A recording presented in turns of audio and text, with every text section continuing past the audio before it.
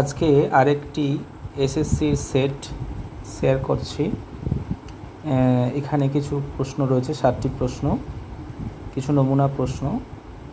মোটামুটি সহজ করার চেষ্টা করেছি, যদি কারো হেল্প হয় সেই জন্য।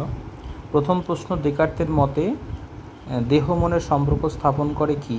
ঈশ্বর, দ্রব্য, পিনিয়াল গ্রন্থি, আত্মা। উত্তর হবে পিনিয়াল গ্রন্থি। নিচের কোন বাক্যটি সঠিক? আরোহ অনুমান বৈধ অবৈধ হয় না, এটা সঠিক। অমাধ্যম অনুমানে একটি মাত্র আশ্রয়বাক্য থাকে, এটাও সঠিক। প্রতিবর্তনে আশ্রয়বাক্য সিদ্ধান্ত বাক্যের গুণ ভিন্ন হয়, এটাও সঠিক। উপরের সবগুলিই হবে। দেহ মনকে ঈশ্বরের দুটি গুণ বলেছেন কে? এটা স্পিনোজা হবে। দেহ মনকে ঈশ্বরের দুটি গুণ হিসাবে স্বীকার করেছেন স্পিনোজা। আধুনিক দর্শনের জনক হলেন রেনে ডেকার্ত, এটা সকলেই জানি আমরা। ঈশ্বরের অস্তিত্ব বিষয়ক সত্তা বিষয়ক যুক্তি অর্থাৎ অন্টোলজিক্যাল আর্গুমেন্টের আদি প্রবর্তক হচ্ছেন সেন্ট আনসেলম। প্রাভাকর মীমাংসা দর্শনে 5টি প্রমাণ স্বীকার করা হয়, এটা সবাই জানি। বেদে যে কারিরি যাগ অনুষ্ঠান করার কথা বলা আছে সেটা হচ্ছে বৃষ্টি কামনায়। অবশ্যই বৃষ্টি কামনায় বেদে কারিরি যাগ অনুষ্ঠান করার কথা বলা আছে। প্রারব্ধ কর্ম হলো যে কর্মের ফলভোগ আরম্ভ হয়েছে, যে কর্মের ফলভোগ আরম্ভ হয়েছে তাকে প্রারব্ধ কর্ম বলে। আত্মগত ভাববাদের মূল বক্তব্য কি? আত্মগত ভাববাদের মূল বক্তব্য হচ্ছে বস্তুর অস্তিত্ব প্রত্যক্ষ নির্ভর। বাহ্য বস্তুর অস্তিত্ব, স্বতন্ত্র অস্তিত্ব নেই। মন ও মনের ধারণা একমাত্র সত্য। আত্মগত ভাববাদের মূল বক্তব্য এটা ওপরের সবগুলিই হবে। দ্রব্য হলো গুণ সমষ্টি, কার মত? দ্রব্য হলো গুণ সমষ্টি, এটা বাকলের মত। লৌহ যবনিকা তত্ত্ব কার দর্শনের সাথে সম্পর্কিত? এটা হচ্ছে লকের দর্শনের সঙ্গে। একই উদ্দেশ্য বিধেয়যুক্ত দুটি সদর্থক বচনের কেবল পরিমাণের পার্থক্য থাকলে তাদের মধ্যে অসম বিরোধিতা থাকে। সদর্থক বচন মানে এআই, তাদের মধ্যে অসম বিরোধিতার সম্পর্ক থাকে। আত্মা বা অরে দ্রষ্টব্য, এটি কোন উপনিষদে উক্ত হয়েছে? বৃহদারণ্যক উপনিষদে বলা হয়েছে আত্মা বা অরে দ্রষ্টব্য। ঈশ্বরের প্রতি বুদ্ধি সঞ্জাত প্রেমের কথা বলেছেন বা অনুরাগের কথা বলেছেন স্পিনোজা। নেক্সট প্রশ্ন, এ বচনের সমবিবর্তিত বচন কি? এই বচনের সমবিবর্তিত বচন অর্থাৎ আমরা প্রথমে যদি বিবর্তন করি ই পাই, তারপরে আবর্তন, তারপরে আবার বিবর্তন, এই বচনই পাবো। অর্থাৎ এই বচনের সমবিবর্তন করলে যে বচন পাওয়া যায় তাকে এই বচনই বলে। জন লক কোন ধারণা বর্জন করেছেন? ইননেট আইডিয়াস, সহজাত ধারণাকে তিনি খণ্ডন করেছেন। নেক্সট প্রশ্ন, নিচের কোনটি সঠিক নয়? ঋক কবিতার স্তবক, সাম গান, যজু হচ্ছে গদ্য, কোনোটিই নয়। অর্থাৎ সঠিক নয় বলেছে। ঋক হচ্ছে কবিতার স্তবক, ঋক, সাম, যজু, অথর্ব, তারপর হচ্ছে কোনোটিই নয় হবে। এজেইস্ট পার্সিপি, এটি কোন দার্শনিকের মূল সিদ্ধান্ত? অবশ্যই বাকলে। লকের মতে সে তত্ত্বের ধারণা, এটি একটি সরল ধারণা। সকল ক হয় খ, সত্য হলে নিচের কোন বাক্যটি সঠিক? এটা একটু আমাদেরকে আবর্তন বিবর্তন করে আগে উদ্দেশ্যবিধি মানে সেম করে নিতে হবে, তারপরে তার ভিত্তিতে কোন বচনের সঙ্গে কোন বচনের কী সম্পর্ক আছে সেই সম্পর্কের ভিত্তিতে সত্যমূল্য নির্ণয় করতে হবে। এটা প্রথমটাই একমাত্র সত্য হবে, কারণ প্রথমে যদি আমরা এটাকে ক সকল কোনো ক নয় অখ, এটাকে যদি বিবর্তন করি তাহলে কি হবে? সকল ক হয় খ, তাহলে এটা সত্য, এটা সত্য আছে, বাকিগুলো কিন্তু হবে না। আধ্যাত্মবাদী দর্শন কোনটি? আধ্যাত্মবাদী দর্শন ন্যায় দর্শন, বৌদ্ধ, জৈন সবগুলি আধ্যাত্মবাদী দর্শন। লকের মতে জটিল ধারণা কয় প্রকার? জটিল ধারণা 3 প্রকার। নয়বাদের পরিচয় পাওয়া যায় জৈন দর্শনে। নিচের কোনটি সঙ্গতিপূর্ণ? ডেকার্তের মতে দ্রব্য হলো তাই যা স্বনির্ভর, এটাও সঙ্গতিপূর্ণ। স্পিনোজার মতে দ্রব্য হলো স্বয়ং, এটাও স্বয়ম্ভূ, মানে এটাও সঙ্গতিপূর্ণ। লকের মতে দ্রব্য হলো গুণের অজ্ঞাত অজ্ঞেয় আধার, এটাও হবে। ওপরের সবগুলি হবে। অসতমা সদ্গময়, তমসমা জ্যোতির্গময় কোন উপনিষদে উচ্চারিত হয়েছে? এটা হবে বৃহদারণ্যক উপনিষদে। বুদ্ধির বহু উপাদান তত্ত্ব, মাল্টিফ্যাক্টর, এটা কার? এটা থর্নডাইকের মত। কর্তব্যের জন্য কর্তব্য সাধন করার কথা বলেছেন ইমানুয়েল কান্ট। বিজ্ঞপ্তি মাত্রতা সিদ্ধ গ্রন্থটি কার লেখা? বসুবন্ধুর লেখা।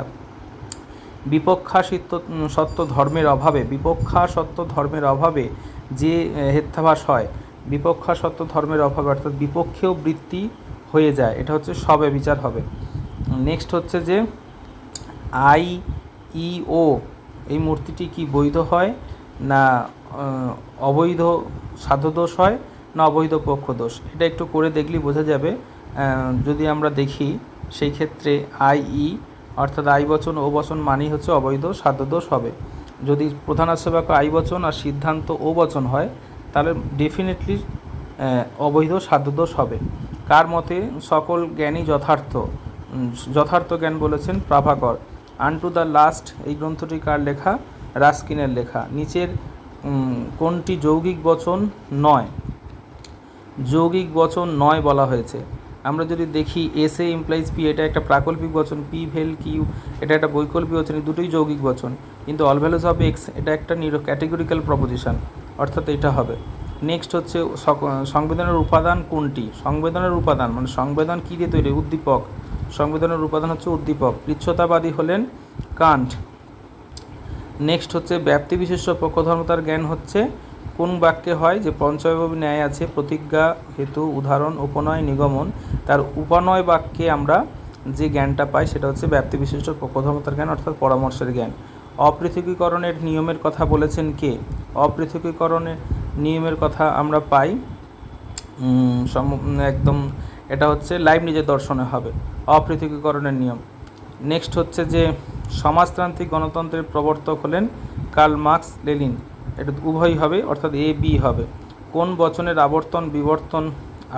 কোন বচনের আবর্তনের বিবর্তন সম্ভব নয়?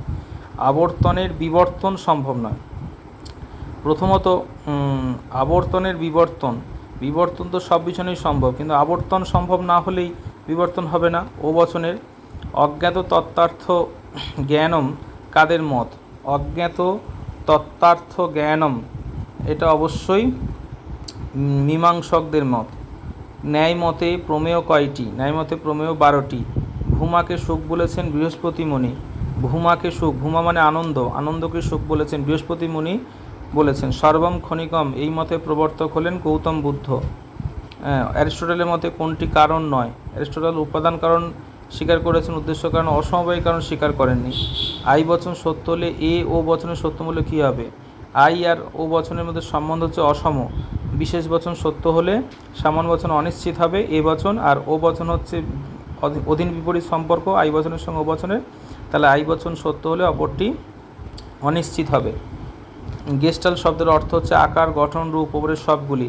মানসিক সুখকে প্রকৃত সুখ বলেছেন কে? মিল। মানসিক সুখকে প্রকৃত সুখ বলেছেন মিল। শঙ্করাচার্যের মতে পারমার্থিক সত্তা কোনটা? অবশ্যই পারমার্থিক সৎ ব্রহ্ম। 5+7 এই বচনটি কান্টের মতে বুদ্ধিলব্ধ, অভিজ্ঞতালব্ধ, সজ্ঞামূলক, বিশুদ্ধ বুদ্ধিলব্ধ। অবশ্যই এটা যেহেতু এ প্রায়রের নলেজ, এটা বুদ্ধিলব্ধ হবে। সকল থেকে বিশেষে নিবেশন দৃষ্টান্তিকরণ অবশ্যই ইউআই হবে, অর্থাৎ একটা সকল ইউনিভার্সাল প্রপোজিশন থেকে দৃষ্টান্ত দেওয়া হয় বিশেষে। ভবচক্র কোন দর্শনে সমর্থিত? ভবচক্র হচ্ছে বৌদ্ধ দর্শনে। কোন দার্শনিকের মতে আমাদের সমস্ত ধারণাই আসে ইন্দ্রিয়জ থেকে? ইন্দ্রিয়জ মানে ইমপ্রেশন, অর্থাৎ মুদ্রণের কথা বলছে এখানে। হিউম হবে। হয় তুমি কৃতকার্য হবে অথবা তুমি কৃতকার্য হবে না। তুমি কৃতকার্য হয়েছো, অতএব তুমি অকৃতকার্য হওনি। এই যুক্তিটা সম্পর্কে সঠিক বিবৃতিটা বৈধ? বিকল্প স্বীকারজনিত দোষ হয়েছে, বিকল্প অস্বীকারজনিত দোষ হয়েছে, B+C। এটা অনেকেই হয়তো একটু ভুল করতে পারে, কিন্তু এখানে অথবাটা যেটা আছে প্রধানাশ্রয় বাক্য যে বৈকল্পিক বচন, সেই অথবাটা একটি বিসংবাদী অথবা। তাই সেই বিসংবাদী অথবা হলে সেই ক্ষেত্রে বৈকল্পিক নিরপেক্ষ ন্যায়ের যে বৈধতার নিয়ম আছে সেগুলো কিন্তু খাটে না, তাই এটা বৈধ হবে। স্বীকার করে অস্বীকার করলেও বৈধ হবে। ন্যায় মতে অভাবের জ্ঞান হয় কোন প্রমাণের সাহায্যে? অবশ্যই প্রত্যক্ষের মাধ্যমে অভাবের জ্ঞান হয়। বিশেষ্য বিশেষণ ভাব সন্নিকর্ষ, সেটা একটা লৌকিক সন্নিকর্ষ প্রত্যক্ষের মাধ্যমে। আমি চিন্তা করি সুতরাং আমি আছি, এটা কার মত? এটা তো আমরা একদম ছোটোবেলা থেকে পড়ছি, ডেকার্তের মত। দ্রব্যকে চিৎপরমাণু বলেছেন কোন দার্শনিক? এটাও তাই, সেই ছোটোবেলার কথা। লাইবনিজের বক্তব্য। নব্য যুক্তিবিজ্ঞানে বৈধ মূর্তির সংখ্যা 15টি। বস্তুগত বিবর্তনের কথা বলেছেন বেইন। নিচের কোনটি লৌকিক প্রত্যক্ষ? সামলক্ষণ প্রত্যক্ষ, জ্ঞানলক্ষণ প্রত্যক্ষ, শ্রবণ প্রত্যক্ষ, যোগজ প্রত্যক্ষ। শ্রবণ প্রত্যক্ষ কর্ণেন্দ্রিয়ের মাধ্যমে যেটা হয় এটা লৌকিক প্রত্যক্ষ। সত্য সারণীতে 4টি আণবিক বচনযুক্ত বচনাকারের সংখ্যা কত হবে? অবশ্যই 2n যে রুলস আছে সেটার ভিত্তিতে 16টি হবে। এই ছিল মোট 60টি প্রশ্ন। সবাই মোটামুটি একটু প্রিপারেশন করে নিলেই প্রশ্নগুলো বোঝা যাবে। যাই হোক, আজকে এই পর্যন্তই।